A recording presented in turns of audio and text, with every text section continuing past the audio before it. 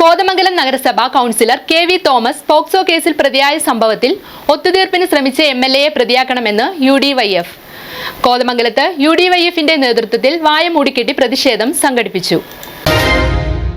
കോതമംഗലം നഗരസഭയിലെ CPM councillor K V. Thomas പ്രതിയായ POCSO case ഒതുക്കി തീർത്ത് പ്രതിയെ രക്ഷിക്കുവാൻ ശ്രമം നടത്തിയ കോതമംഗലം എം.എൽ.എ പ്രതി ചേർക്കണമെന്നാവശ്യപ്പെട്ടാണ് യു.ഡി.വൈ.എഫിന്റെ നേതൃത്വത്തിൽ വായ മൂടിക്കെട്ടി പ്രതിഷേധ മാർച്ച് നടത്തിയത്.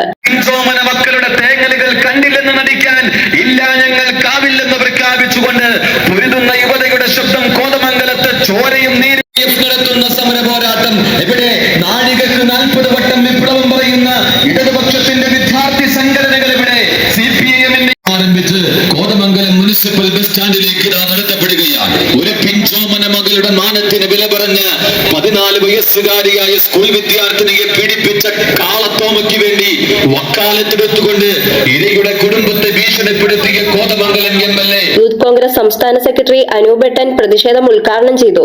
യു.ഡി.വൈ.എഫ് നിയോജക മണ്ഡലം ചെയർമാൻ എൽദോസ് എൻ ഡാനിയൽ അധ്യക്ഷത വഹിച്ചു. അൻസാരി കുന്നേക്കുടിയിൽ, അബൂബക്കർ ഈട്ടിപ്പാറ, കെ.എ. റമീസ്, ബിജോഷ് റെജി എന്നിവർ സംസാരിച്ചു. യൂത്ത് കോൺഗ്രസ് ജില്ലാ ജനറൽ സെക്രട്ടറി അരുൺ അയ്യപ്പൻ, മുസ്ലിം യൂത്ത് ലീഗ് ഭാരവാഹികളായ കെ.എ. മുഹമ്മദ്, സനു വടാട്ടുവാറ, വാസിഫ് നെല്ലിക്കുഴി, അൻഷാജ് കുരുമ്പിനാപ്പാറ, ഷമീർ വെണ്ടുവഴി, ഷാമോൻ പുലിക്കുന്നേപ്പടി, മുൻഷിദ് ചെറുവട്ടൂർ, യൂത്ത് ഫ്രണ്ട് നേതാക്കളായ അഡ്വക്കേറ്റ് ജോസഫ് കിരൺ, റിൻസ് റോയ്, ബേസിൽ, ഷിജു, ജിബിൻ, UDF നേതാക്കളായ വിൽസൺ പിണ്ടിമന, വിജയൻ നായർ, ബഷീർ ചെറുങ്ങര തുടങ്ങിയവർ നേതൃത്വം നൽകി. മീഡിയ സിസ്റ്റി കോതമംഗലം.